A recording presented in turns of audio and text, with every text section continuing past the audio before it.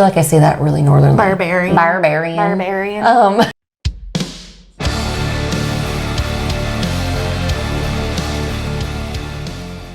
Hey, it's Sue. And Megan, the Spine Breakers. And today, we are coming at you with a February reading wrap-up. Indeed. And while we talk about the books we read in February, we're going to drink this Tasmanian IPA from Schlafly Brewing, which is in St. Louis, right? I believe so, yes. I'm going to drink the last of this one I was already drinking before I open my new one. No, it's pretty fucking good. Yeah, it's pretty tasty. It's got a different flavor to it at the end, or maybe that's just because of what I was drinking before it. I don't know. Schlafly makes good beers. Like, it's definitely one of my favorite breweries. Like, Schlafly and Deschutes, I think, are my two favorite brew co's.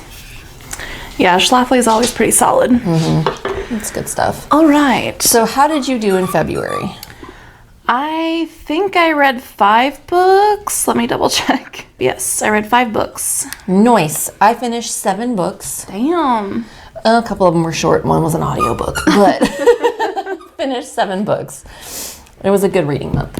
So I guess I will go first. Go for it. The first book that I finished was a book that I borrowed from Sue, and it was Riot Baby by Tochi Onyebuchi. And this book was about a girl whose, I think it was her brother was born during the Rodney King riots. She has like unique skills. I don't want to spoil it, but this was a really interesting read. There was a lot in here, like it was very fast paced for how short it was.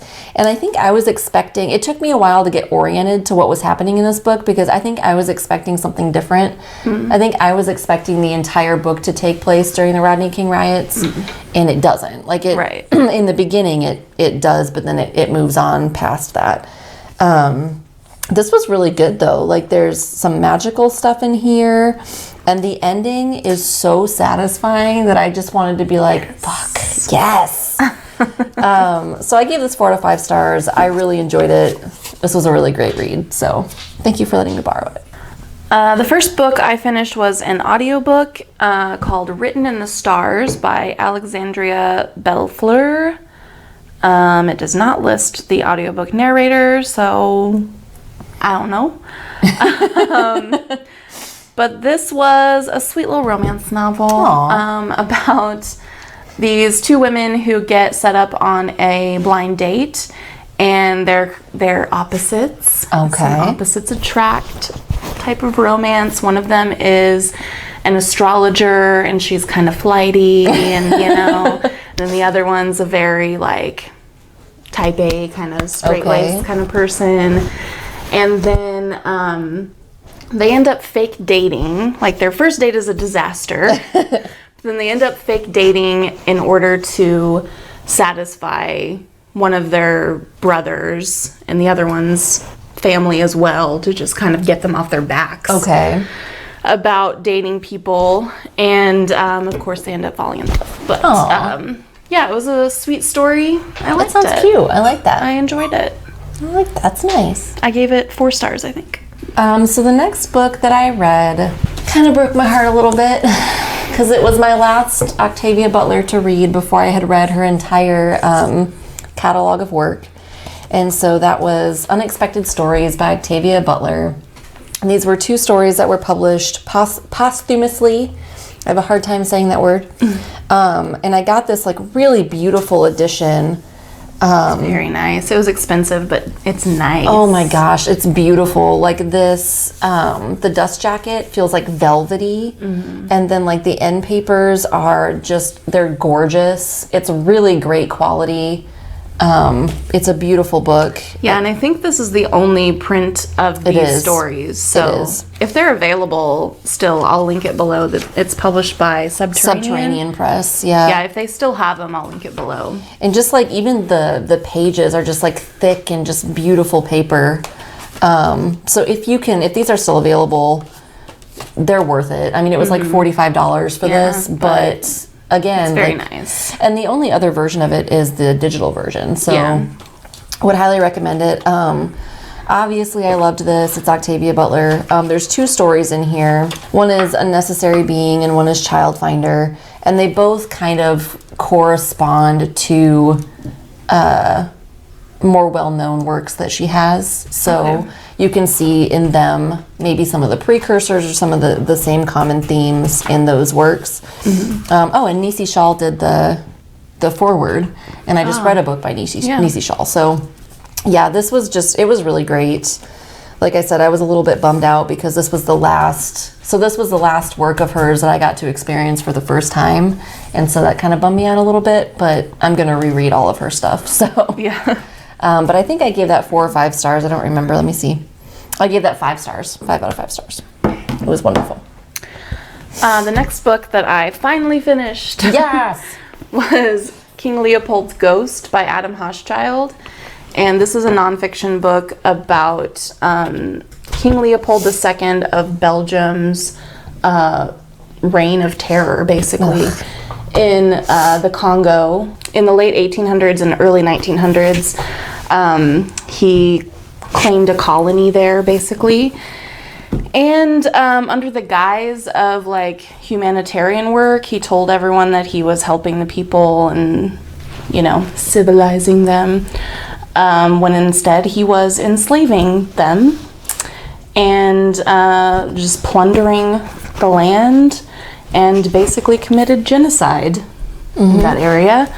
And so this was about that story and about the people who finally called him out and found discovered what was happening there and waged what's I think known as the 20th century's first great human rights movement. So there was several people who worked together to, let it be known what was happening there. And unfortunately, it's real life, so it didn't have a very satisfying or, King Leopold basically had no repercussions for anything that he had done, which he never set foot in the Congo. He didn't do any of it personally. Have to. Right. Right. He basically just amassed tons of wealth from plundering this land and enslaving the people there, and it was just really awful.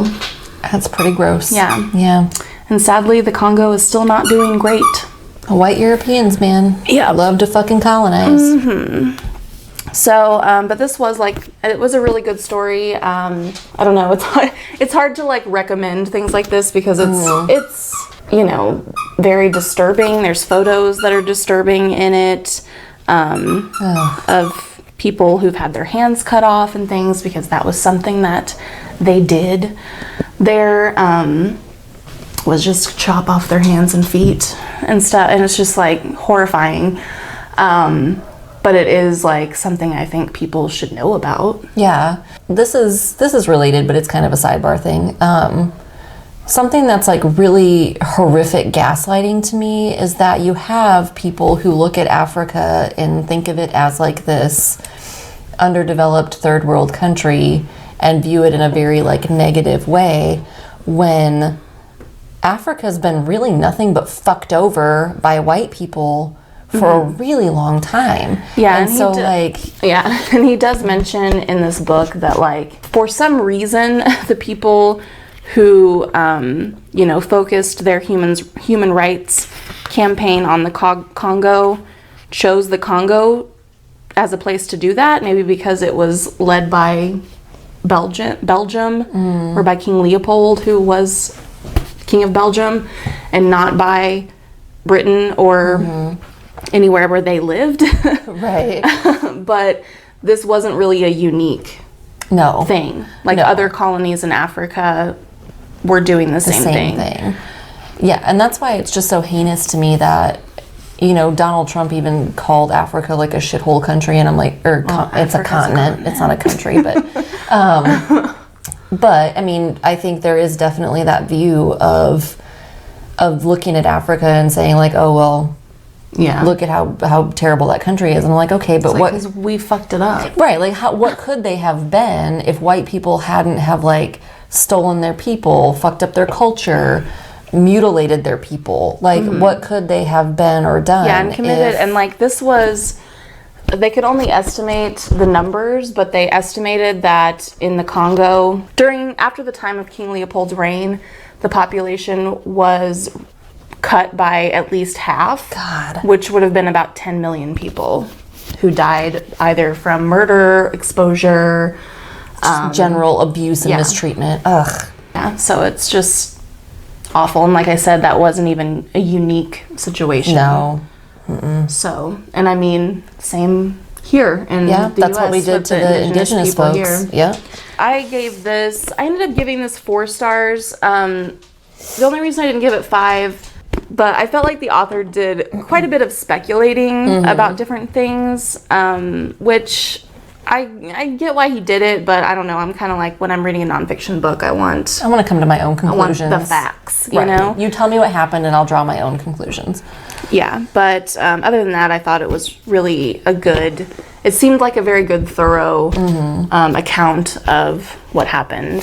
The next book that I finished was The Witches Are Coming by Lindy West, which is a nonfiction book it was basically about how women get fucked over. I mean, it was talking about how, like, witch hunt is a word or is a phrase that gets used really commonly to mean different things, but really the term originated for the murder of women who didn't fit societal norms.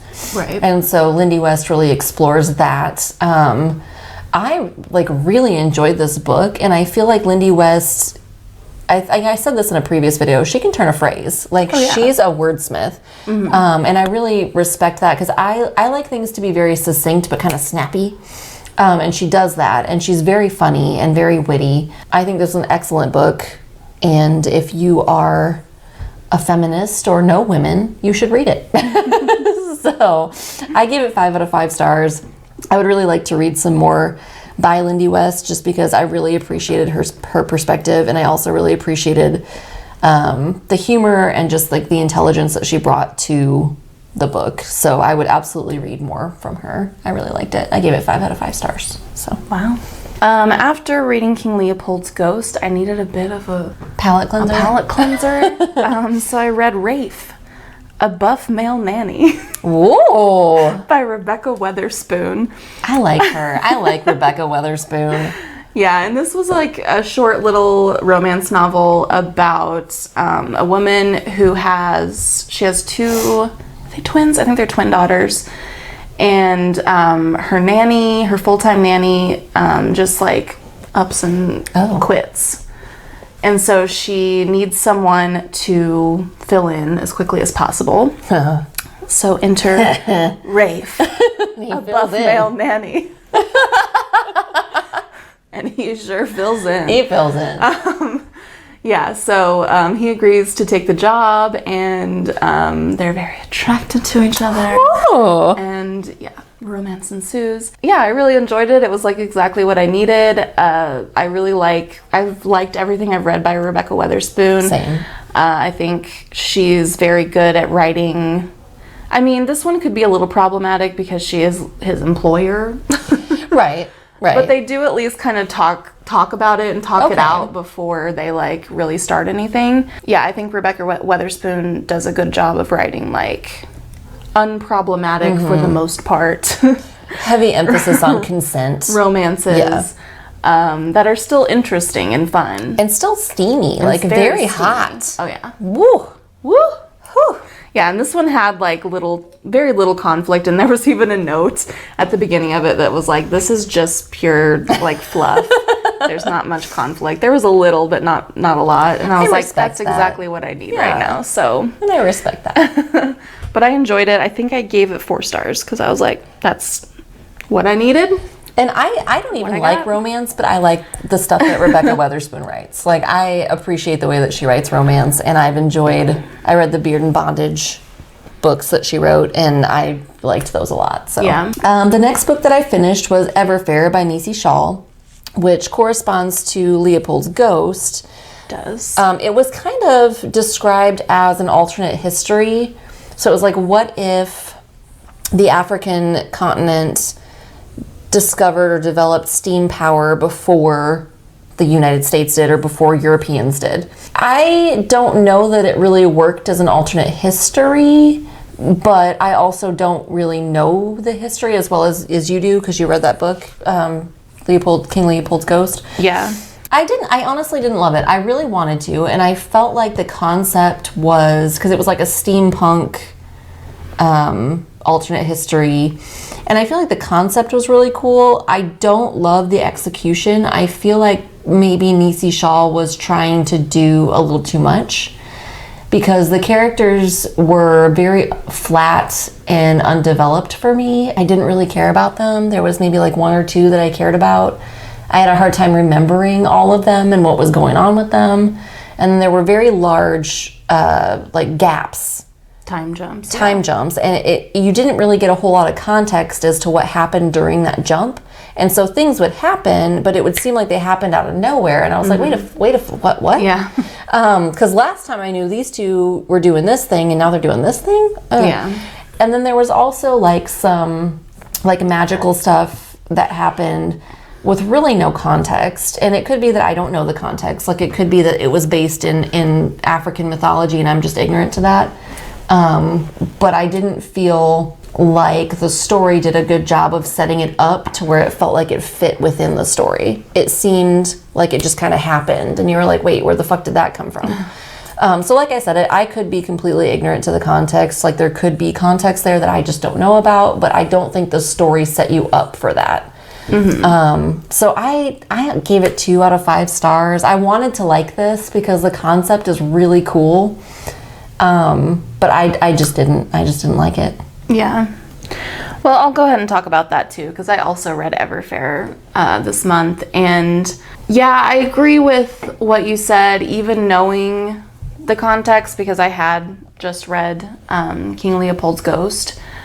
It wasn't, I think I was expecting something different was part of it, because when I heard like alternate history, I thought it was going to be like, what if King Leopold hadn't fucked over this area or something? But it wasn't. And I watched an interview with her that was in Jerry's channel, Onyx Pages.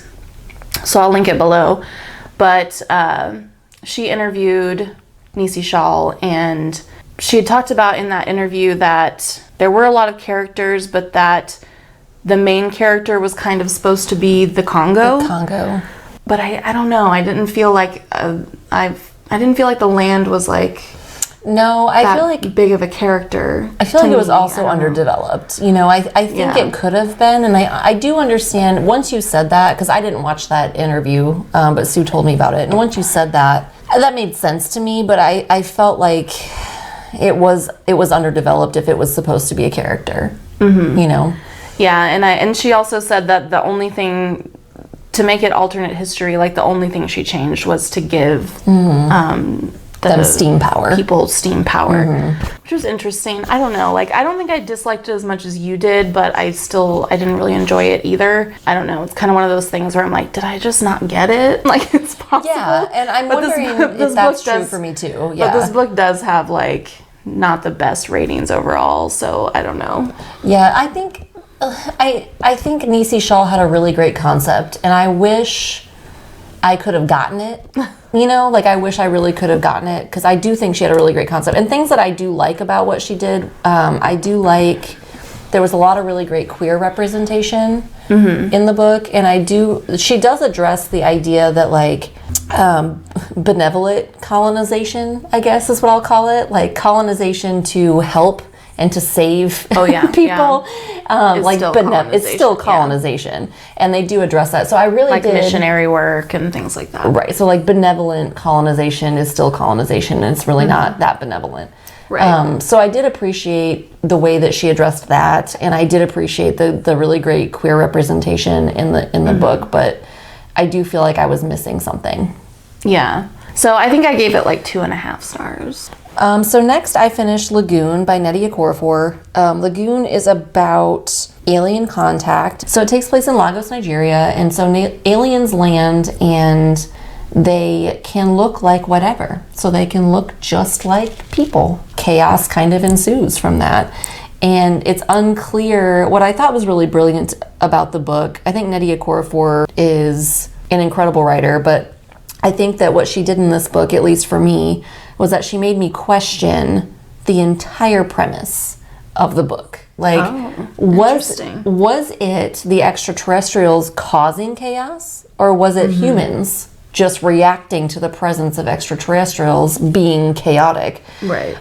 Because it's hinted at that extraterrestrials can influence humans and their decisions and behavior, but then it's also hinted at that humans are obviously just fucked up. Right. So like, she does a really great job of like making me question what I think I know. And I love that about her writing. I loved the characters in this. I loved the premise. Like, it's eerie to think that, you know, extraterrestrials could land and look just like us and integrate. I mean, they caused a lot of changes that, you know, made it very evident that they were here. Right. But they could walk among humans and just...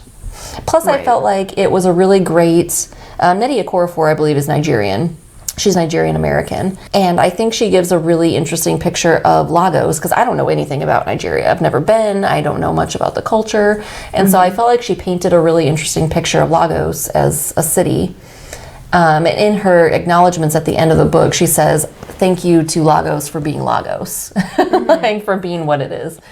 And so I felt like it was kind of... So maybe that's an instance where the city is kind of a character. It really was, yeah. And I think she did it very well. And I think that I felt that. I felt like the city was a character. And I felt like I got to understand a culture and a city that I, you know, hadn't been a part of. I got to, maybe not understand. I don't think that's fair, because I wouldn't say that I understand it. But I got to experience it. And I think that's really cool. So I really like this book. I think I gave it 4 out of 5 stars. It was fantastic. So if you dig sci-fi, particularly involving extraterrestrials, I would highly recommend this book. Well, the last book I finished was another audiobook, and I listened to We Are Never Meeting in Real Life by Samantha Irby, read by the author. And this is an essay collection just about her life, little things from her life.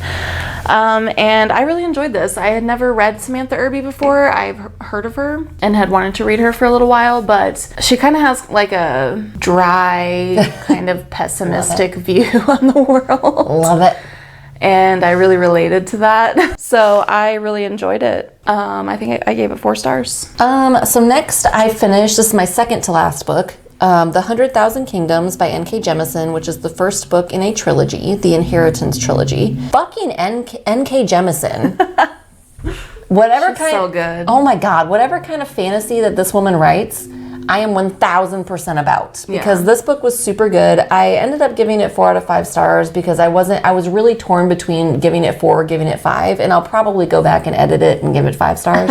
Jesus Christ, it was good. So it's about this woman who is from the the north, and the place where she's from is kind of considered like barbarian. They're barbarian tribes. Okay. I feel like I say that really northern. Barbarian. She's loosely related to this family that is in power in like the main city of their world. And so she gets called there because she's been named heir because her grandfather, one of the heirs, because her grandfather is going to die. And she finds out that she wasn't named heir out of the goodness of his heart. And she encounters these godlings, which are kind of like demigods. And she discovers the interaction between gods and humans isn't necessarily what she thought it was. Interesting. And like I said, N.K. Jemisin is fantastic at what she does. Whatever brand of fantasy that it is that she writes, I am 1000% in for.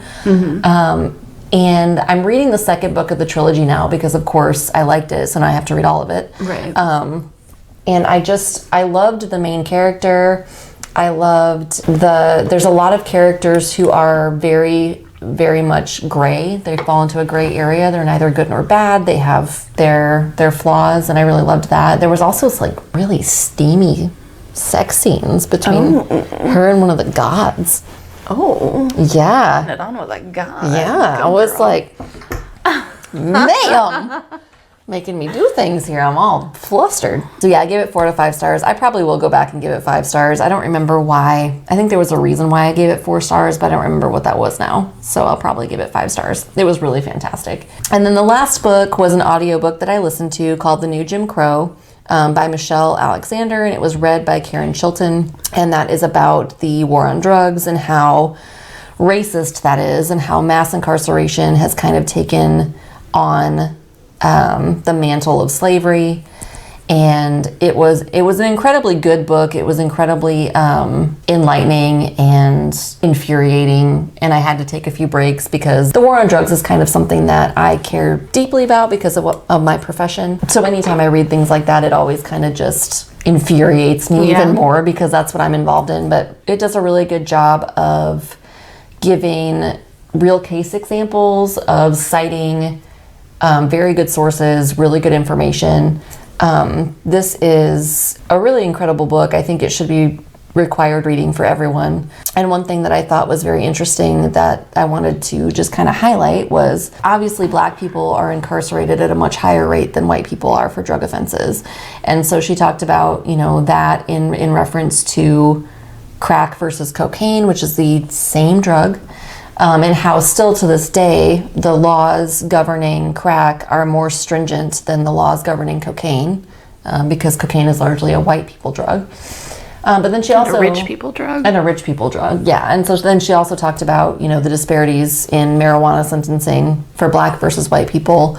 And then some of the misconceptions about drug dealing, thinking that people always go to like the hood or the ghetto, or I'm using sarcastic air quotes for this, to buy their drugs, when in reality people buy drugs from who they know. So like white people probably go and buy drugs from other white people. Mm-hmm. They don't drive to neighborhoods that they're unfamiliar with to go buy drugs from people that they're unfamiliar with. And so there was a lot of really interesting information there. I gave it 5 out of 5 stars. Obviously, it's kind of something that I care deeply about for multiple reasons, and I thought that Michelle Alexander did a really great job of bringing just like really good, solid facts to the table. So I think it's required reading. I think everyone should give it a go. So 5 out of 5 stars. All right, so that was all the books we finished in February.